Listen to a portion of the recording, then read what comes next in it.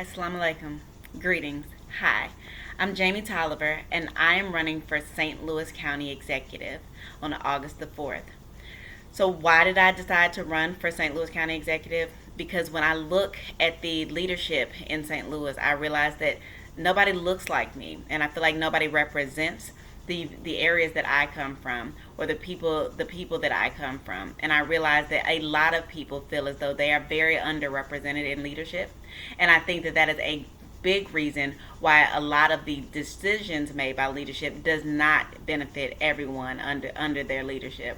So, like in the when we're talking about the coronavirus, which is a huge thing right now, the fact that it is affecting the African American community more, and the even according to the current county executive, was very aware that in African American communities in areas like North County, they have less access to quality health care. They have less access to quality food sources, and that their streets are not as well kept. They have less access to quality education. Even these things existed before the coronavirus, and yet these are the same things that contribute to the pre-existing conditions in these communities that make it so the coronavirus hit those communities harder than any other community. And despite knowing that, the coronavirus reliefs, the testing, all of those sorts of things were not sent to these areas first, despite knowing that they were contracting the virus at higher rates, and that they were dying at higher rates,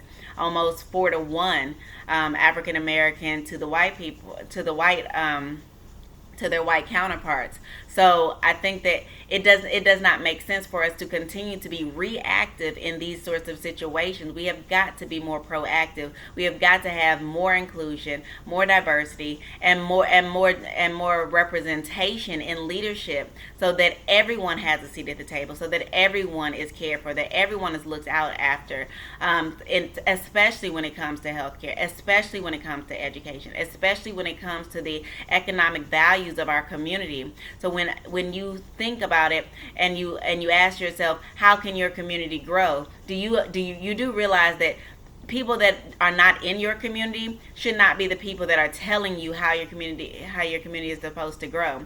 So they tell us that we don't want the state of Missouri to decide whether or not we are going to have a city-county merger, because they don't live in the city and county. And yet, on a micro scale, we're allowing people in West County to dictate some of the things that are happening in North County, despite the demographics being drastically different. And I think that when your leadership does not get to know the community, they do not seem to care about the community. When you have this surge in violence in our community, which honestly also is not new. These are things that we should have absolutely been proactive on. Do I agree with defund the police? No. But I do believe that we should reallocate our resources so that the appropriate people are being called to the scene. When you call 911, the first thing they say is 911, what's your emergency? And I think it is that point that they should know who to deploy. You do not call the police because someone is high on drugs. You do not call the police because someone is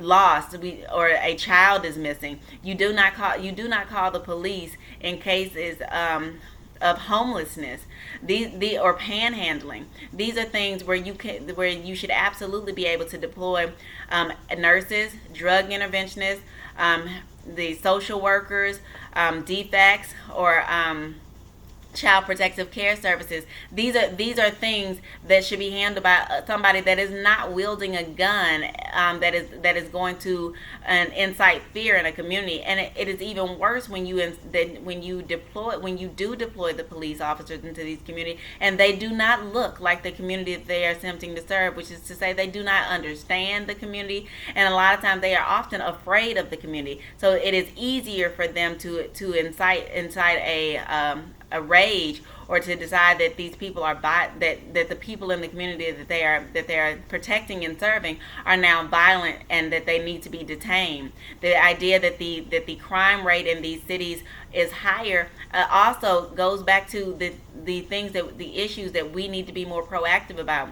If they had better health care, if they had a better economy, if we were building up businesses in these communities, if we were educating in this community, if we were providing resources for more recreational activities, I think that we could absolutely be better. But I think that we have got to reach out, because there are polls, there are statistics about where crime is highest. Those should be ground zero. That is where we should start, because hurt people hurt people. And so I think that we absolutely need to build up programs that bridge the gaps between our young and our old, so that the younger generation can both learn from and also speak to the older generation, so that the understanding between the two is not so wide. I think that the divisiveness of our county is a part of the big problem. The idea that we're not as educated as we should be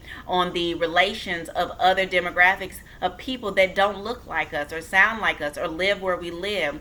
The idea is that we separate ourselves between the affluent and the lower socioeconomic statuses of people. I think that is a part of the problem. The fact that we are allowing some schools to have access to quality education and quality technology and quality teachers, and yet we're not adequately funding the other schools that could very well have those same things, but they don't have the resources to provide for their children the same types of education and care.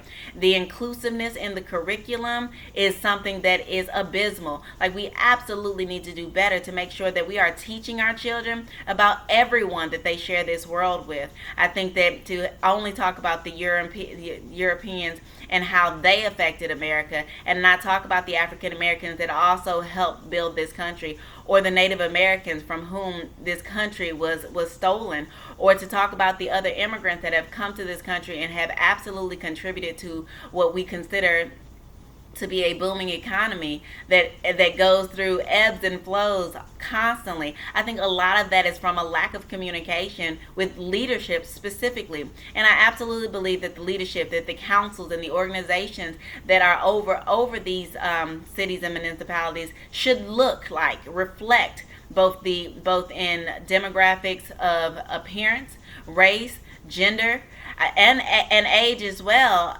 It should be reflective of the community that it seeks to serve, so that everyone has a seat at the table. When we talk about things like even language barriers, I think that it's not okay that we are assuming that because the president is known to say, if you're in America, you should learn to speak English. Like, that's not okay. That's not fair, and that is not inclusive of everyone. When we are talking about change, when we are talking about progress, when we are talking about making sure that this is a safe, wonderful place for everyone to be. When you talk about living arrangements for our elderly, when you talk about their finances, we absolutely need to make sure that we are looking out for them, because these are our legacies. These are our living legacies. And if we want to make sure that families are building and growing and thriving and flourishing, we absolutely need to look after everyone in the family.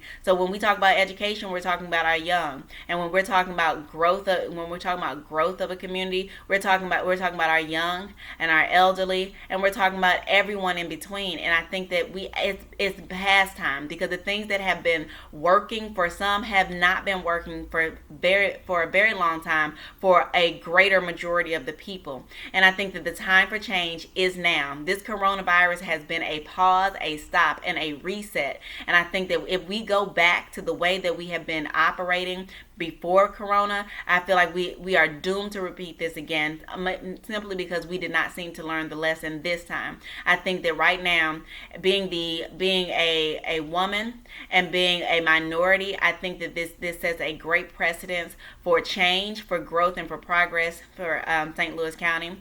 And as I've said in the debate, I am not the black candidate, although I am black and proud.